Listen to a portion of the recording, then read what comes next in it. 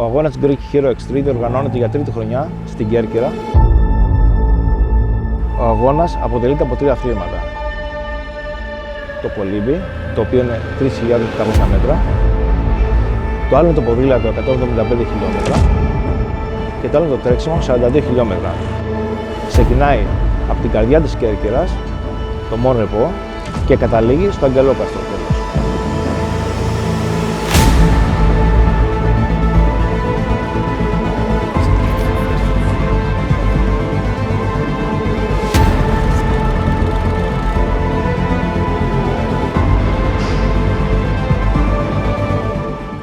I really loved it.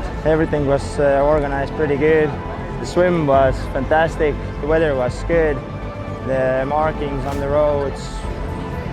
I have no complaints.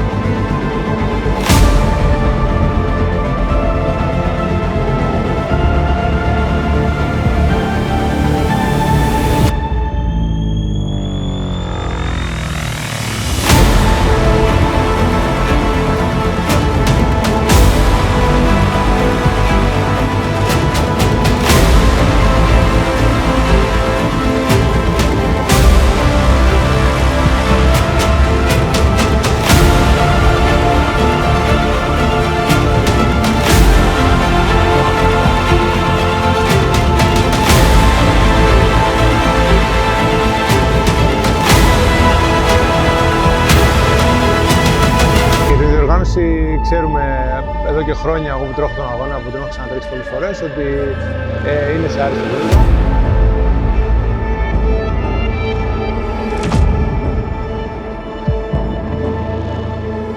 I really liked the scenery on this race. The bike part was a bit hard with the roads here, but I really enjoyed the swimming part and the running on the beaches. Could see the sea and over the rocks on the trails here, so I really enjoyed that part.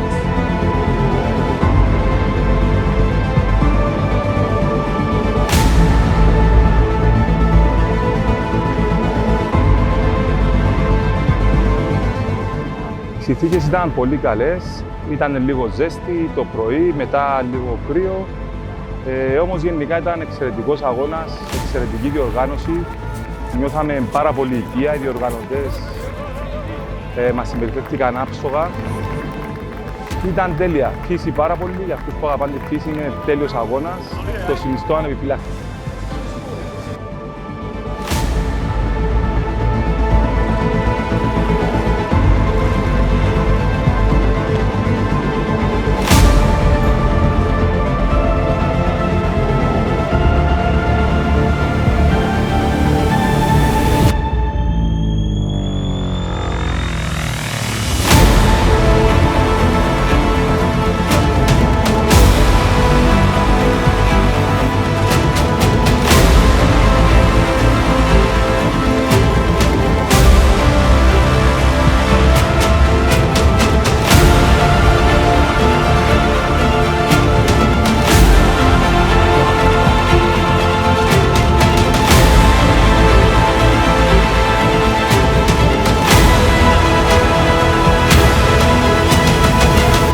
Conditions were a bit warmer than there, I think. But it's good, like 20 degrees, nice weather.